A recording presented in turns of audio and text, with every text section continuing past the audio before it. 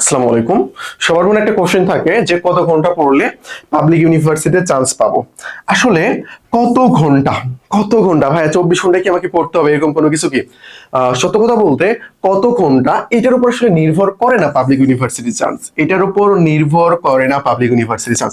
দেখো, তুমি একটা বই নিয়ে 6 ঘন্টা ধরে বসে আছো একটা টপিক্স নিয়ে, বাট এখনো তুমি সেটা সলভ করতে পারতেছো না। আরেকজন 2 ঘন্টার মধ্যে ওই টপিক্সটা ক্লিয়ার করে ফেলছে। তার মানে তোমার 6 ঘন্টা তার 2 ঘন্টা কি সেম না? তোমার 6 ঘন্টা তুমি কমপ্লিট করতেই পারো না, ধরলাম পারছো, তাও সেটার চাইতে তোমার 2 ঘন্টা যেটা এটা তোমার বেশি। তাহলে তোমার 6 তার 2, তার মানে সে কিন্তু 6 ঘন্টা পড়ে ফেলছে। তোমার তোমার হিসাব অনুযায়ী সে কিন্তু 6 ঘন্টা পড়ে ফেলছে। তাহলে তুমি একটা টপিক্স নিয়ে 6 ঘন্টা যদি পড়ে থাকো, মনে করো যে আরে আমি তো দিনে 12 ঘন্টা করে পড়তেছি, আমি শিওর চান্স পাবো, এরকম করে আসলে না। এরকম করে আসলে না। তো ভাইয়া তাহলে কিরকম করে পড়বো আমরা, কিরকম করে আমাদের পড়াশোনা করা উচিত? ওকে, আমি এখানেই লিখি একটু কিরকম করে পড়াশোনা করা উচিত। প্রথমত তোমাকে যেটা করতে হবে, টপিক সিলেক্ট করতে হবে। টপিক সিলেক্ট করতে হবে। তুমি যেগুলো ইউনিভার্সিটিতে পরীক্ষা দেবা, ধরো তুমি সেকেন্ড টাইম হও বা ফার্স্ট টাইমার হও, ঢাকা ইউনিভার্সিটি কোশ্চেন ব্যাংক, তারপরে রাবি কোশ্চেন ব্যাংক, চবি কোশ্চেন ব্যাংক, তারপরে জাবি কোশ্চেন ব্যাংক, আর জিএসটি যদি দাও জিএসটি বা চবি কোশ্চেন ব্যাংক। এই যে টপ লেভেলের যে ইউনিভার্সিটি গুলো রয়েছে এগুলো কোশ্চেন ব্যাংক নিয়ে বসবা। নিয়ে তুমি এখান থেকে টপিক সিলেকশন করবা, দেখবা 60% টপিক্স প্রায় সবগুলোতেই কমন। বাংলার 60% এখানেও যা আসছে ওখানেও তাই, এখানে যা ওখানেও তাই ইংরেজি, ঠিক আছে? এরকম ভাবে জিকে যদি আইকিউ ম্যাথ থাকে দেখবে যে ওই টাইপের মতো কমন আসতেছে। তার মানে এই যে 60% এটা সবগুলোতে আসতেছে। এখন তোমার বুঝতে হবে কোন এক্সট্রা টপিকস কোন ইউনিভার্সিটিতে আসতেছে, কোন এক্সট্রা টপিকস কোন ইউনিভার্সিটিতে আসতেছে। এরকম করে তুমি খাতায় নোট করে ফেলবা যে আমার আগামী 3 থেকে 4 মাসের যে আমার পড়তে হবে, কোন কোন টপিকস আমাকে পড়তে হবে, কোন বিষয়গুলো আমাকে জানতে হবে, যেগুলো না জেনে আমার পরীক্ষায় হলে যাওয়া যাবে না, কোন বইগুলো আমাকে পড়তে হবে, কোশ্চেন ব্যাংক ভালোভাবে পড়তে হবে, এগুলো সব তুমি লিখে ফেলবা। এগুলো সব তুমি লিখে ফেলবা সুন্দর করে। লিখে ফেলে এখন একটা ক্যাটাগরিতে ভাগ করো, 3টা ক্যাটাগরিতে, যে আমি কোনটা ভালো পারি, কোনটা কম পারি, বা কোনটা একেবারে পারি না। অথবা ধরে নাও তোমার সবগুলো বেসিক থেকে শুরু করতে হবে, সবগুলো তোমার বেসিক থেকে শুরু করতে হবে। তারপরে তুমি কি করবা? তারপরে রেগুলারিটি মেনটেন করে, ভাই কনসিস্টেন্সি ধরে রাখা এত বেশি কঠিন, এটা তোমাকে বলে বোঝানো যাবে না, এটা তোমাকে বলে বোঝানো যাবে না। তুমি আজকের দিনে 4 ঘন্টা পড়ছো, পড়তে তোমার পড়তেই মন যাবে না, পড়তেই মন যাবে না, এরকম একটা ব্যাপার। তো তুমি যখন শুরু থেকে শুরু করবা, অর্থাৎ কেউ এখন ফার্স্ট টাইমের প্রিপারেশন নিচ্ছে, অথবা কেউ এখন জিএসটি দিবে তারপরে আবার সেকেন্ড টাইম দিবে আর কি, এরকম যদি কেউ থাকে তাহলে তার কথা বলতেছি। ফার্স্ট টাইম সেকেন্ড টাইম দুইজনে একই সাথে প্রিপারেশন নেওয়া শুরু করছে। এখন থেকে তুমি রেগুলার 4 থেকে 5 ঘন্টা পড়ার কি করবা?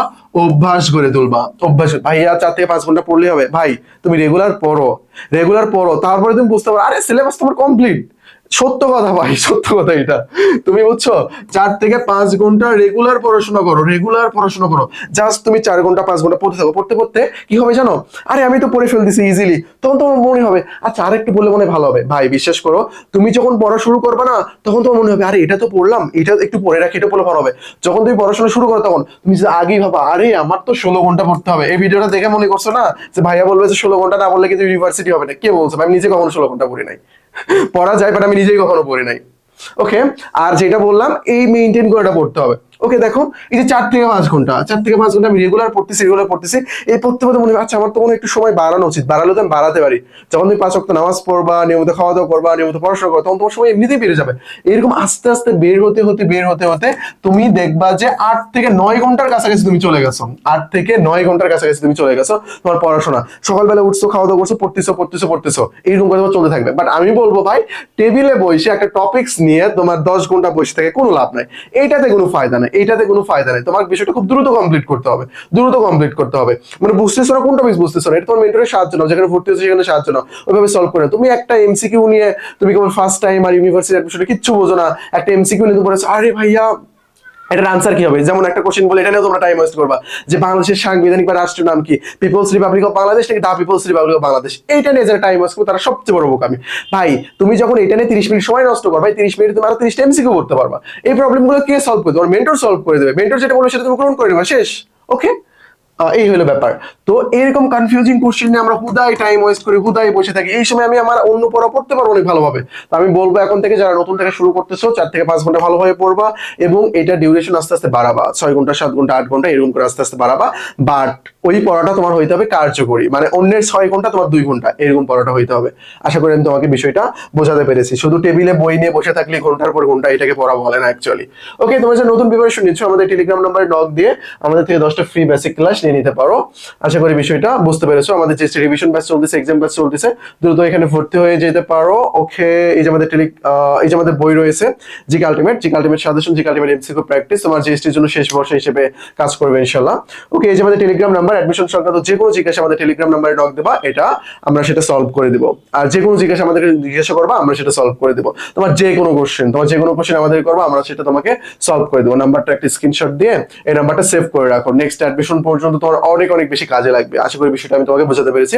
আর পড়াশোনা শুরু করো, এখনই তোমাকে 16 ঘন্টা পড়তে হচ্ছে না ভাই, এখন থেকে তুমি শুরু করো, 4 থেকে 5 ঘন্টা পড়া শুরু করো রেগুলার, তাহলে আস্তে আস্তে ওটা বাড়াতে পারবা। তুমি যখন পড়ার মধ্যে ঢুকবা তখন তুমি ইজিলি বুঝতে পারবা। একটা ছেলে যখন ইউনিভার্সিটিতে চান্স পাওয়ার পর তাকে আর বলতে হয় না যে তুমি বিসিএস প্রিপারেশন নিবা নাকি নাকি তুমি ব্যাংকের প্রিপারেশন নিবা নাকি কি করবো, তখন নিজেই বোঝে আমার কি করা উচিত এখন এই মুহূর্তে, নাকি আমি উল্টাপাল্টা জিনিস খেয়ে সময় নষ্ট করবো, ওর তখন নিজে বুঝতে পারে, বুঝছো?